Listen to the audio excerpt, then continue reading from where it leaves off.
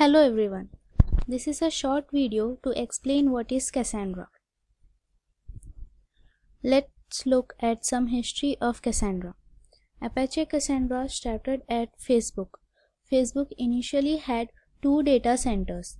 Cassandra is based on Amazon's Dynamo, which is a distributed database technology, and Google's Bigtable, which was created for storing huge amounts of data.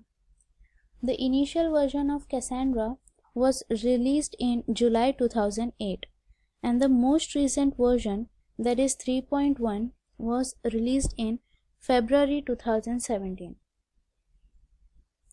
Let's look at the main features of Cassandra.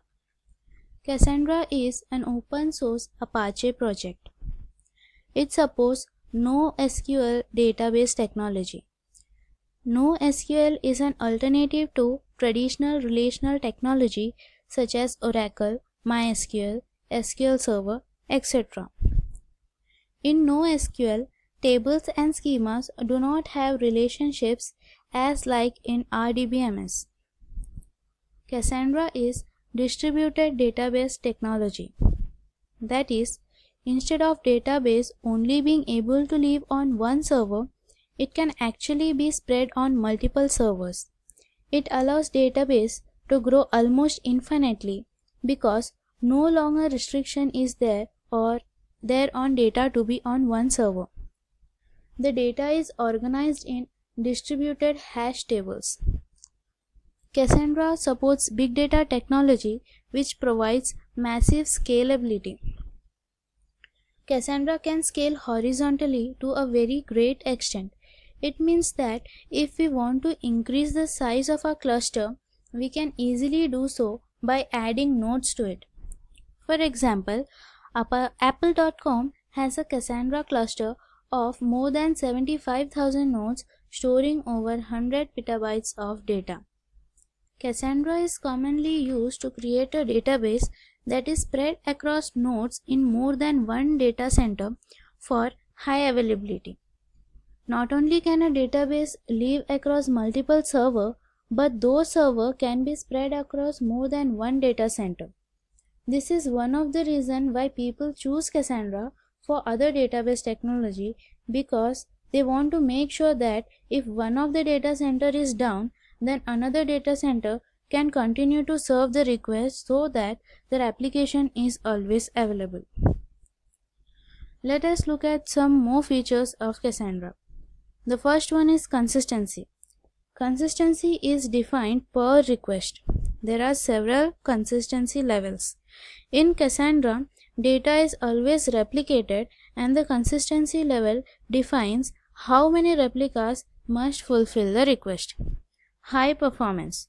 High performance transactional database means there will be no database logs while you query, and it can handle high volume of requests, and it can process faster. Here we can say that the reads are fast and the writes are even faster. Less maintenance downtime.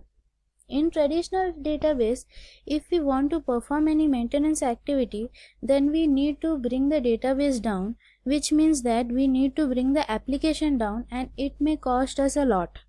But in Cassandra, nodes are set up in the form of clusters, and we can perform maintenance operation at node level without impacting the application. In Cassandra, there is no SPOF, that is single point of failure. CQL, that is Cassandra Query Language.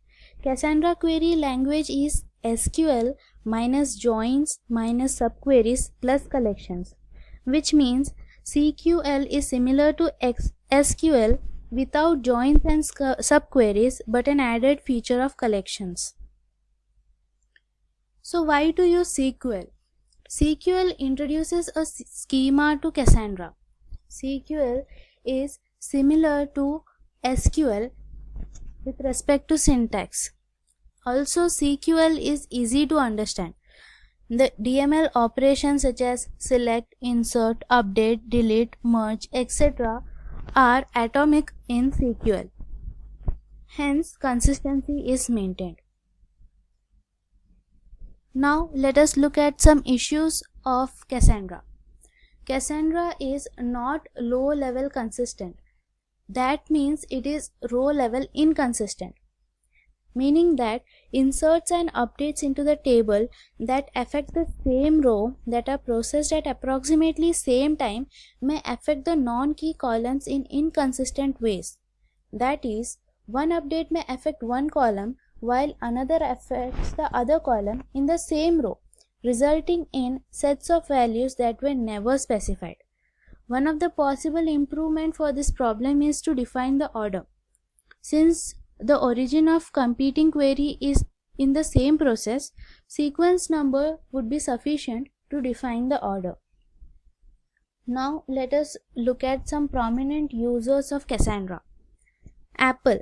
It uses Cassandra for almost 1 lakh Cassandra nodes. Apple uses almost 1 lakh Cassandra nodes. CERN. It uses Cassandra based prototype for its Atlas experiment. Facebook.